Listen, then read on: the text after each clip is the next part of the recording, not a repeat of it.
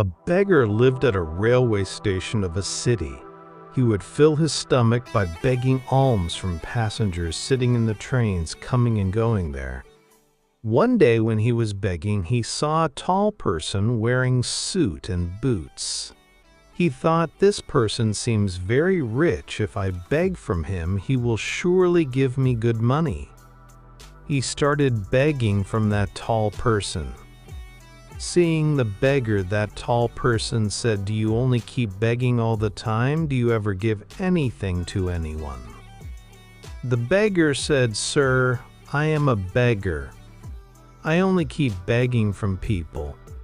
Where do I have the capacity that I could give anything to anyone?" The tall person said, "When you cannot give anything to anyone, then you have no right to beg either. I am a businessman, and I believe only in transactions. Only if you have something to give me, then I can give you something in return." After saying this, that tall man sat in the train and went away. Meanwhile, the beggar started thinking about what he had said. The thing said by that tall person entered that beggar's heart. He started thinking that perhaps I do not get more money in alms because I cannot give anything in return to anyone. But I am a beggar. I am not worthy of giving anything to anyone. But how long will I keep only asking from people without giving anything? After thinking a lot, that beggar decided that whichever person gives him alms, he will definitely give something to that person in return. But now this question was running in his mind, that he himself is a beggar, so what can he give to others in exchange for alms? Thinking about this, 2 days passed, but he had not found any answer to his question. On the third day, when he was sitting near the station, then his eyes fell on some flowers, which were blooming on plants around the station. He thought, why don't I give some flowers to people in exchange for alms? He liked this idea of his, and he plucked some flowers from there. Now he went to the train to beg. Now whenever anyone gave him alms, he would give some flowers to the almsgiver in return. People would happily keep those flowers with them. Now the beggar would pluck flowers daily and distribute those flowers to people in exchange for alms. Within a few days, he felt that now very many people had started giving him alms. He would pluck all the flowers near the station. As long as he had flowers, many people would give him alms. But when the flowers would finish after distributing, he would not get any alms either. Now this kept happening daily.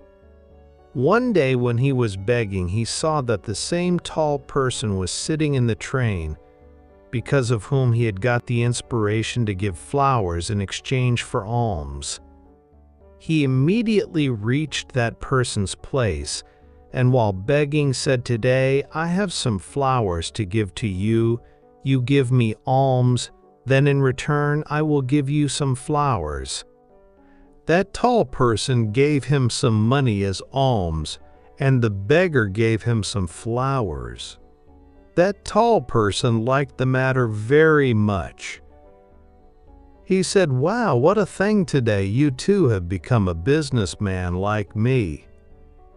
Saying this, taking the flowers, that tall person got down at his station. But the things said by that tall person entered that beggar's heart once again.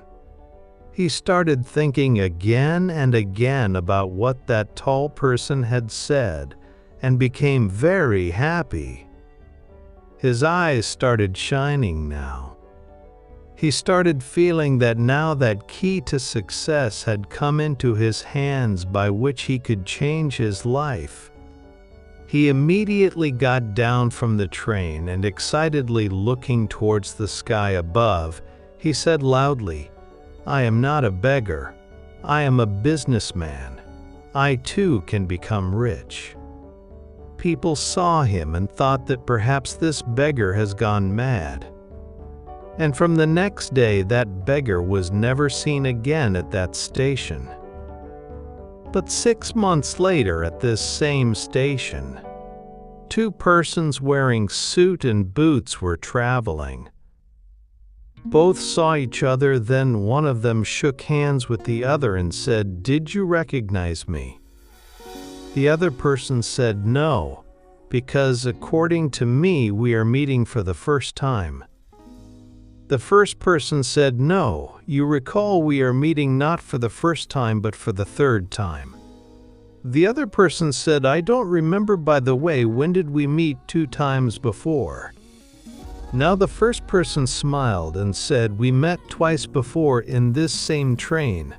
I am that same beggar whom you told in the first meeting what I should do in life, and in the second meeting told who I actually am." The other person smiled and said, astonished, "Oh, I remember you are that same beggar whom I had once refused to give alms, and the second time I had bought some flowers from you. But today, where are you going in this suit and boots, and what are you doing nowadays?" Then the first person said, "Yes, I am that same beggar, but today I am a very big flower businessman, and I am going to another city for work of this business only."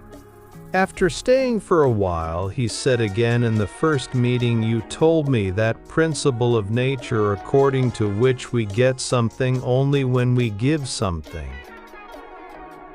This rule of transaction really works. I have felt this very well. But I kept thinking of myself always as a beggar. I never thought beyond this. And when I met you the second time, then you told me that I have become a businessman. Now I had understood that I am not actually a beggar but have become a businessman. Now I had understood that I am not actually a beggar but have become a businessman. I had understood why people were giving me so much alms, because they were not giving me alms but paying the price for those flowers. All people were buying my flowers because where would they get flowers cheaper than this? I was a small businessman in people's eyes, but in my own eyes, I was only a beggar. After you told me, I understood that I am a small businessman. With the money I had collected by distributing flowers in the train, I bought many flowers and became a flower merchant. The people here like flowers very much, and this very liking of theirs has made me a very big flower merchant today." Both businessmen were happy now, and when the station came, they got down together and went ahead talking about their respective businesses. Friends, we get a lot to learn from this story. In the story, the tall businessman knew the rule of give and take very well. All the big businessmen of the world became successful by using this very rule of life. He told this formula to the beggar too. The beggar adopted this natural rule, and its effect started clearly showing in his life. He changed his thinking, and his life changed. This story tells us that if we change our thinking, then anything can be achieved. If we keep considering ourselves small, then we will always remain small.